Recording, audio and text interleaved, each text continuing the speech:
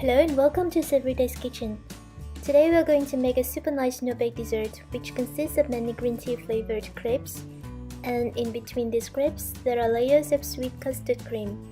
This crepe cake may look sophisticated to you, but believe me, it actually doesn't require much effort. As long as you know how to make crepes, you will succeed with making this wonderful crepe cake. So we are going to prepare the green tea crepes first.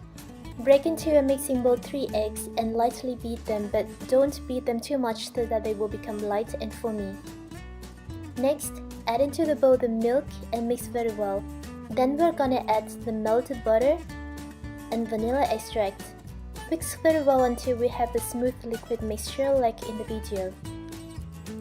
In another bowl, sift in the flour, matcha powder, and sugar. Then whisk well to help these ingredients to combine. Gradually add this flour mixture into the egg and milk mixture in the previous step. Keep whisking constantly to help the flour incorporate it with the liquid mixture.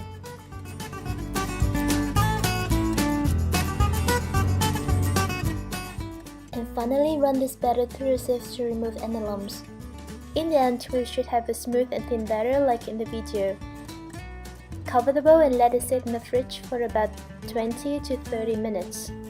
After this resting time, take the crepe batter out of the fridge and give it some stirs. You will find that it becomes a little bit thicker, and if you feel that it's too thick, then feel free to add a little bit more milk to make it thinner. Heat a pan on medium-low heat and melt a little butter in the pan, then use a kitchen towel to wipe most of this butter. Pour the cake batter into the pan. I use about 3 tablespoons of batter, and I'm using a pan with 22 centimeters in diameter. Regarding the heat, we want the heat to be from low to medium-low. The pan should be hot enough so that the crepe starts to be cooked right at the moment when the butter touches it. However, it shouldn't be too hot because the crepe will get burnt very quickly. If you don't have much experience with crepes, then you may want to try with 1 or 2 tablespoons of batter first to test the heat of a pan. Also, we want the crepe batter to be thin enough so that it can run easily in the pan like in the video. If you feel that the batter is too thick, then you can add extra milk into the batter and mix well. Let the crepe be cooked for about 1 to 1.5 minutes. When the edge of the crepe turns dry and can be pulled away easily from the side of the pan, use a spatula to flip it over. Continue to cook for about 45 seconds until the other side of the cake is done. Then transfer it to a rack and let it cool down completely. Continue with the rest of the crepe batter, and always stir the batter well before pouring new batches into the pan because the flour might sink into the bottom of the bowl while waiting for the crepe in the pan to be cooked. From this batter we can make about 12 to 15 crepes, and this number varies depending on how thick you want your crepes to be. Let the crepes cool down completely, then we're going to trim off this edge. These edges are normally thinner than the center of the crepes, so this step will help to make our crepes look nicer. I use a bowl as a guide to cut the crepe here, but you can use anything similar such as a round baking pan or a normal cooking pan. First, add into a mixing bowl all of the egg yolks and sugar. Whisk until the yolk turns lightly pale and foamy, then sift in the flour and mix very well. Next, we are going to add the warm milk into the bowl, little at a time, and keep whisking while you are pouring the milk into the bowl. Mix very well to help all of the ingredients to incorporate. And finally, pour this mixture into a pan. Use a sieve to remove any lumps in the mixture.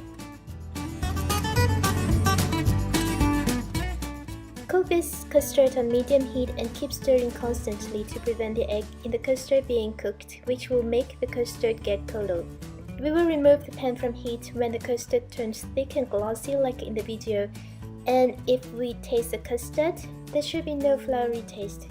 Pour this custard cream into a bowl and with a spatula mix roughly for about 1 to 3 minutes.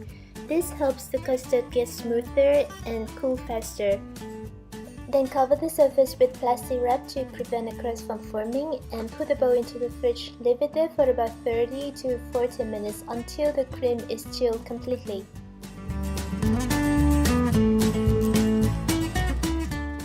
So Soak the gelatin leaves with water in about 15 minutes until the gelatin gets soft. Then microwave for about 20 to 30 seconds. Then stir well to have the gelatin dissolve completely into the water. Let it cool down a little bit. Whip the cream and sugar on high speed and add the gelatin in little at a time while whipping the cream. We will keep whipping the cream at high speed until the cream turns quite thick like in the video. Then we need a spatula to lower and continue whipping until the cream almost reaches stiff thick. Don't over whip the cream because it will make the cream curdled. Take the custard cream out of the fridge and add the whipped cream into the bowl. Fold gently to incorporate the cream into the custard cream. And in the end, we should have a bowl full of smooth and quite thick cream like this. If you feel like the cream is a little bit too thin and runny, then put it back into the fridge with the bowl covered by plastic wrap and leave it there for about 20 to 30 minutes until it gets thicker. Put the first crepe onto the cake base, then put some pieces of parchment paper under this crepe to prevent the cream sticking to the base. Spread some cream onto the crepe. Then put another crepe onto it and repeat with these steps until the last crepe. For each layer of cream I use about 3 tablespoons, and in total there are 15 layers of crepe in my cake.